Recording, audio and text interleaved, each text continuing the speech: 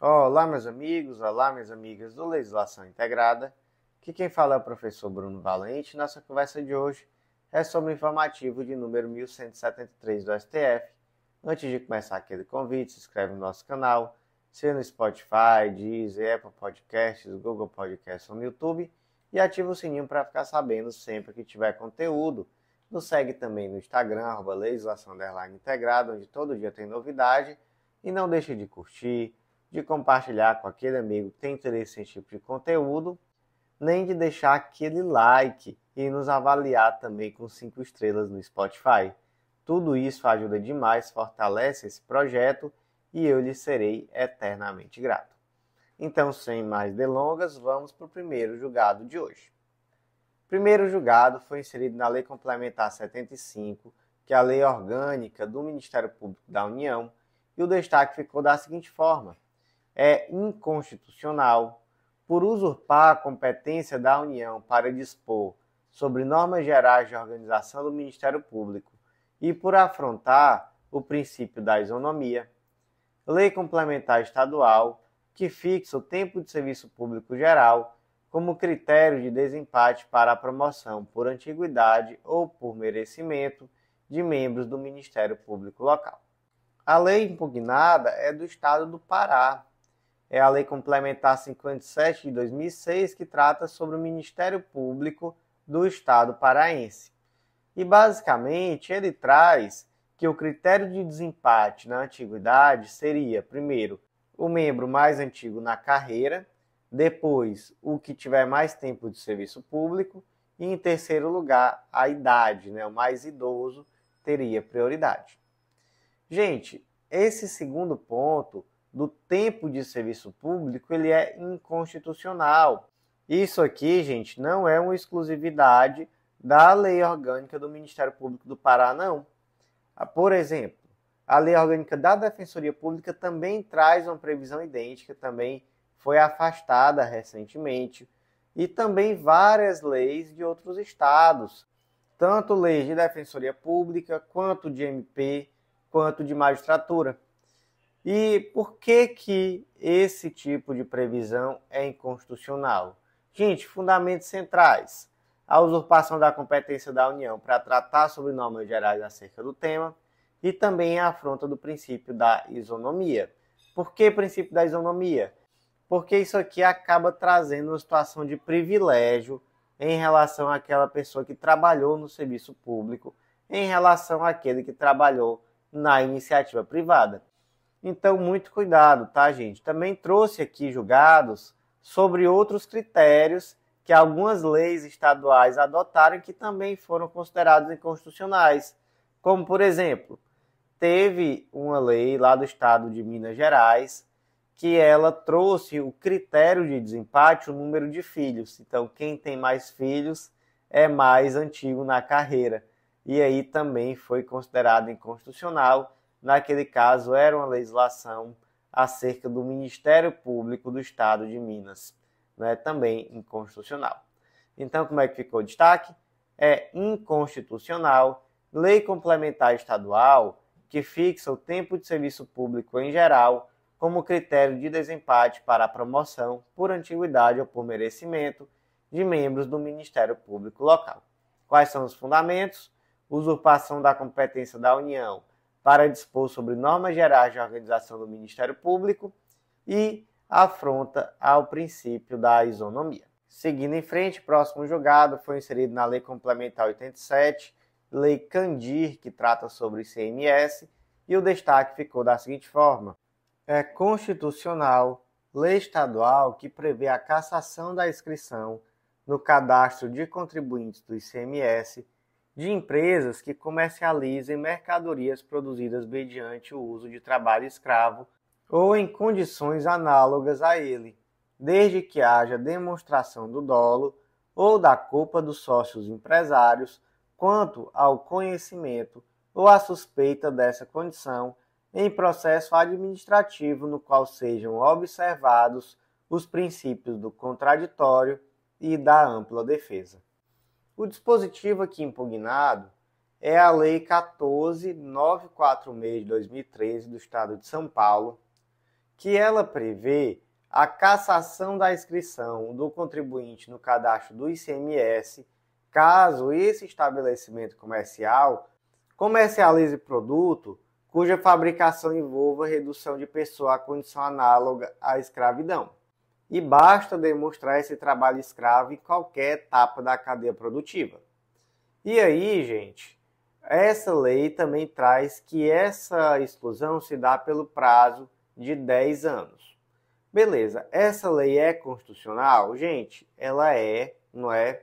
Mas ela recebe uma interpretação conforme. Então, o que deve ser observado para que essa lei seja constitucional? Primeiro ponto, é necessário que haja dolo ou culpa. Então, tem que ser demonstrado efetivamente dolo ou culpa, e isso tem que ser através de um processo administrativo com contraditório e ampla defesa. E o segundo ponto é que essa restrição ela pode se dar por até 10 anos e não por um prazo fixo de 10 anos. Então, são esses dois pontos, tá?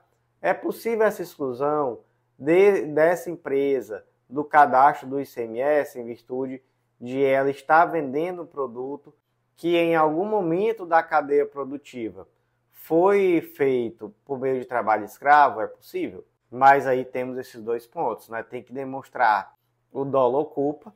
Essa demonstração tem que se dar em procedimento administrativo, respeitando o contraditório e a ampla defesa, e o prazo é de até 10 anos, e não um prazo fixo de 10 anos. Então, como é que ficou o destaque?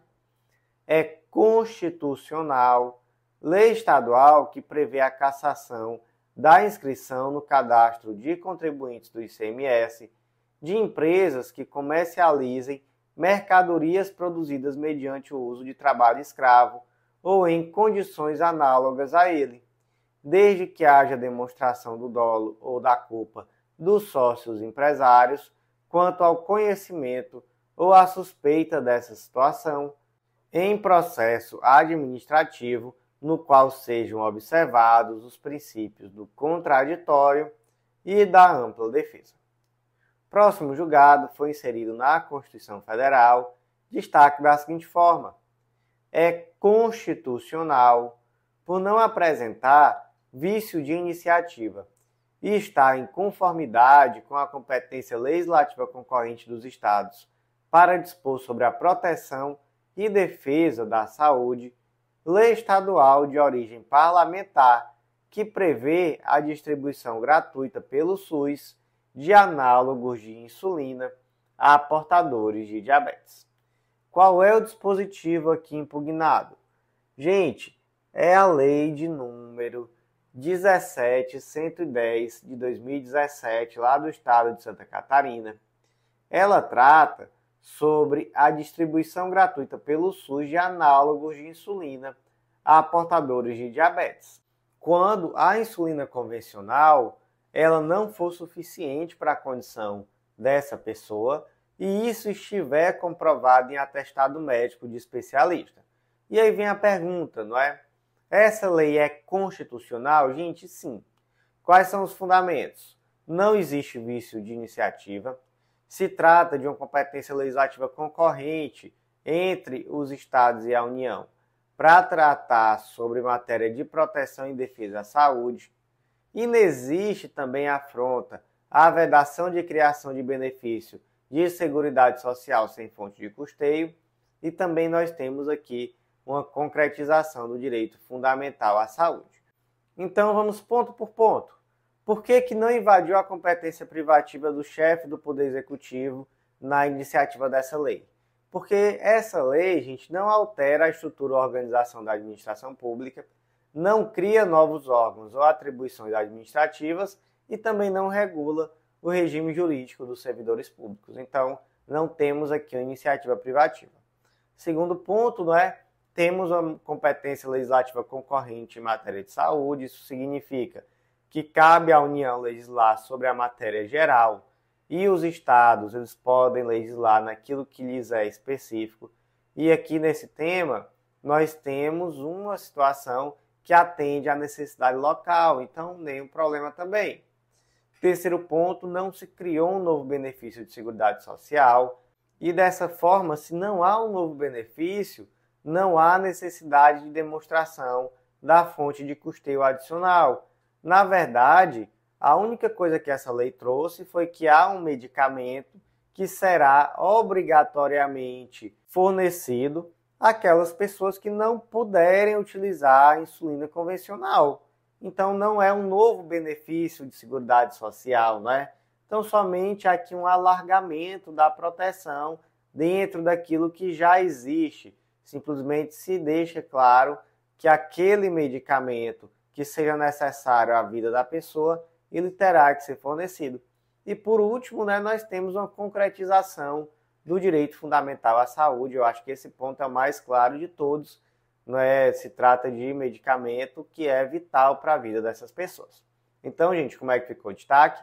É constitucional, lei estadual de origem parlamentar, que prevê a distribuição gratuita pelo Sistema Único de Saúde de análogos de insulina a portadores de diabetes. Gente, como o informativo de hoje não é tão grande, eu já vou trazer a palavra da sorte. Quero ver se você está de fato me ouvindo. Então, a palavra da sorte hoje é luz. Então, se você está me ouvindo de verdade, eu não estou falando aqui sozinho, escreve luz aí nos comentários e eu quero ver qual vai ser a frase mais criativa de hoje utilizando a palavra luz, mas pode ser só luz também, ou só o emoji, tudo já ajuda demais. Gente, então vou aproveitar a pausa para já emendar também com aquele convite super especial. Acesse legislaçãointegrada.com.br e vem conhecer o Clube da Lei, nosso clube de membros que dá acesso a todos os nossos materiais de lei seca e jurisprudência e a mais de 100 planos de leitura, tudo o que você precisa para um estudo completo, atualizado e organizado de lei seca e jurisprudência por um valor que é super acessível, em um método que com certeza vai ser um baita diferencial nos teus estudos. Então aproveita, vem fazer parte, que eu te aguardo, e vem também conhecer a Editora Integrada, vem publicar com a gente. Você vai ver que é mais fácil do que você imagina e vai ser um baita diferencial em uma futura prova de títulos. Então, voltando aos nossos julgados, o próximo foi inserido na Lei Complementar 200 de 2023 e o destaque ficou da seguinte forma: as receitas próprias do Poder Judiciário da União que tenham como destinação o custeio de serviços afetos às suas atividades específicas não se submetem ao limite de gastos imposto pelo novo arcabouço fiscal. É um julgado bem interessante, né, gente? É o Poder Judiciário dizendo que o Poder Judiciário não tem a sua despesa de custeio submetida ao limite de gastos imposto pelo novo arcabouço fiscal. Dá para dizer que é decidido em causa própria, né? Isso, mas não em benefício propriamente do ministro, né? Em benefício do tribunal, né? Isso, em benefício do Poder Judiciário. Mas, enfim, o fato é que é o Poder Judiciário tutelando a sua própria economia, digamos dessa forma.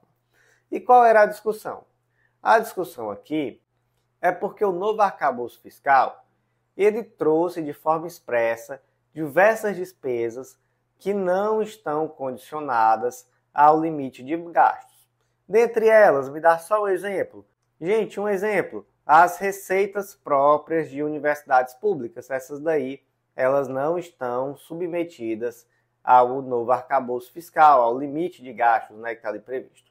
Mas, apesar de prever exceções, não veio nenhuma exceção sobre as receitas próprias do Poder Judiciário da União no limite de gastos. E aí veio a celeuma, né? E aí? Como é que fica a situação do Poder Judiciário, então? E aí vem a resposta. O custeio dos serviços afetos às atividades específicas do Poder Judiciário da União em relação àquelas suas receitas próprias não está submetido ao limite de gastos imposto pelo novo arcabouço fiscal. Quais são os fundamentos aqui, gente? Nós temos o fundamento aqui, o princípio da autonomia administrativa e financeira do Poder Judiciário. Então, se entende que essa limitação ela iria ferir a autonomia do Poder Judiciário ao prejudicar o próprio desempenho da sua atuação. Há também a necessidade de harmonização com o tratamento que foi conferido a outros órgãos federais que utilizam receitas próprias. Então, veja só, por exemplo, os hospitais universitários, as instituições federais de ensino e pesquisa, as universidades públicas, todas oferem receita. E essa receita não está vinculada ao arcabouço fiscal. Professor, e o Poder Judiciário tem receita? Oh, e como tem receita? E como tem? Quantas vezes nós pagamos custas e mais custas? E tudo isso é receita para o Poder Judiciário, gente. E aí, o que essa decisão vem dizer? Que essa receita poderá servir para gastos que não estão limitados pelo arcabouço fiscal. Então, esse é mais um ponto e é um ponto central, não é? Próximo ponto, a garantia da prestação jurisdicional. Por quê? Porque a limitação financeira que poderia prejudicar de forma grave, né, a prestação jurisdicional, então não seria tão somente uma questão de ferir a autonomia, mas também de ferir a própria prestação jurisdicional. E o último ponto seria o princípio da separação dos poderes. Por quê? Porque essa decisão, o STF entende que privilegia a independência funcional e administrativa, traz essa harmonia com respeito mútuo às esferas de competência e também preserva a função jurisdicional. Então, gente, qual foi a interpretação dada aqui pelo STF? Foi de que aqueles gastos decorrentes de verbas de recursos próprios do Poder Judiciário não estarão abrangidos pelo arcabouço fiscal, pelos limites previstos, né, melhor dizendo, nesse arcabouço fiscal. Então, como é que ficou o destaque? As receitas próprias do Poder Judiciário da União, que tenham como destinação o custeio de serviços afetos às suas atividades específicas, não se submetem ao limite de gastos imposto pelo novo arcabouço fiscal. E o último julgado de hoje foi inserido na Lei 8.213 de 91, e o destaque ficou da seguinte forma: não devem ser devolvidos, de forma a preservar a segurança jurídica, os valores recebidos por segurados do INSS até 5 de abril de 2024, em decorrência de decisões judiciais favoráveis à tese firmada relativamente à chamada revisão da vida toda. Aí vem a pergunta: o que raios é essa revisão da vida toda? Gente, a Lei 9876 de 99 trouxe uma regra de transição que se refere ao salário de benefício dos segurados da Previdência Social antes da publicação dessa lei, especificamente, né, para a concessão de benefícios. E aí, como é que funciona? Essa regra exclui do cálculo do benefício os salários anteriores a julho de 1994 para fins de cálculo da aposentadoria. Professor, mas por que foi feito isso? Por que excluir essa base de cálculo das contribuições anteriores a 94? Gente, o que aconteceu em 1994? Vocês conseguem puxar aí na mente, quem já era vivo, ou quem leu, né, quem estudou nas aulas de história? Gente, aconteceu a adoção do Plano Real. Então, antes, eram outras moedas. Em um curto período, nós tivemos várias moedas distintas. Então, teve cruzeiro, cruzado, cruzado novo, enfim, teve um monte de coisa, cruzeiro real. E aí essa conversão acaba trazendo uma verdadeira instabilidade. Então veio essa regra de transição e disse assim: ó galera, quem contribuiu antes de 94 vai ter o tempo de contribuição considerado, mas o salário não. O salário não vai ser considerado para efeitos de cálculo. Só que o que acontece? Teve um monte de gente que se aposentou, e depois que se aposentou, sentou para fazer umas continhas e viu que se ele utilizasse a vida toda de contribuição, ele teria direito a um benefício maior. Então, por isso é que o nome é revisão da vida toda. Aí essa pessoa diz: ora, Regra de transição é um negócio que é feito para beneficiar. Para que serve uma regra de transição? Veio uma reforma da Previdência que, via de regra, reforma da Previdência é para piorar. E aí vem uma regra de transição para dizer, mas você que já contribuiu tanto tempo, que já está tão perto de se aposentar, eu vou lhe dar aqui uma colherzinha de chá. Então você vai se aposentar com uma regra melhor do que essa que está aqui sendo posta para as pessoas que estão entrando agora. Aí esse aposentado faz as continhas dele e diz, não, essa regra é de transição e eu não quero não. Regra de transição para ganhar menos, por favor, considere aí minha vida todinha. Eu contribuí a vida inteira, eu quero que você utilize todas essas contribuições na base de cálculo. E aí a jurisprudência permitia isso, dizia que era sim possível você optar pela regra mais favorável. Inclusive tínhamos um tema de repercussão geral, o tema 1102. Qual o problema? Que depois, ao julgar as ADIs 2110 e 2111, houve uma mudança de jurisprudência no STF e se disse, olha, não tem essa de optar por regra mais favorável, não. Tem que adotar a regra de transição. Então, nada de revisão para a vida toda. Só que aí, gente, isso aconteceu lá em 5/4/2024. E aí fica aquela situação. E as pessoas que antes dessa data tinham obtido decisões favoráveis, tinham recebido, então, valores maiores na aposentadoria em virtude dessas decisões, e que não eram decisões isoladas não, tá? Tínhamos até um tema de repercussão geral. Como é que fica? Essas pessoas vão ter que devolver os valores que receberam até 5/4/2024? Gente, não vão ter. Tá? Então é isso que foi decidido agora. Foi feita uma modulação de efeitos, que é um mínimo do mínimo, né?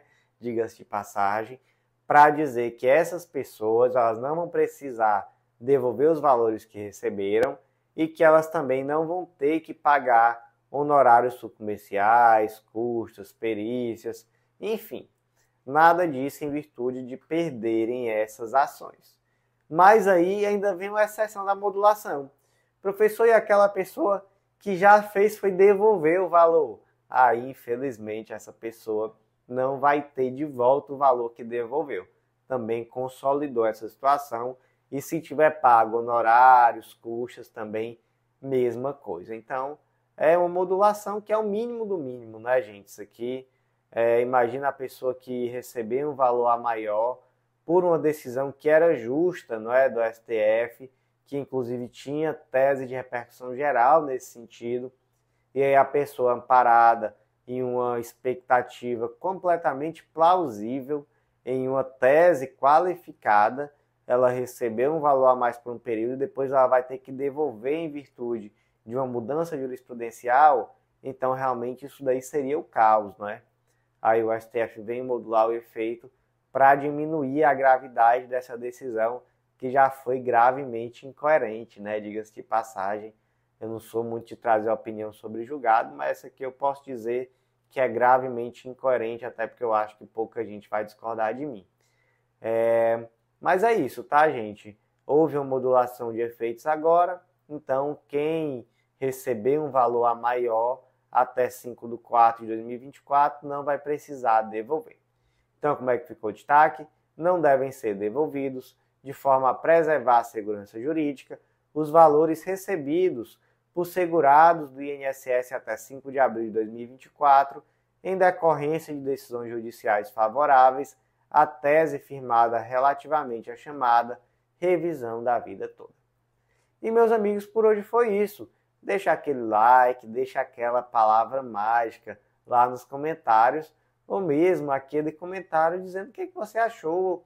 Compartilha na sua rede social preferida que está nos ouvindo, naquele grupo de concurseiro, no WhatsApp, naquele grupo da faculdade. Olha, tudo isso fortalece demais o projeto, você não tem noção, assim como fortalece você nos avaliar com 5 estrelas no Spotify.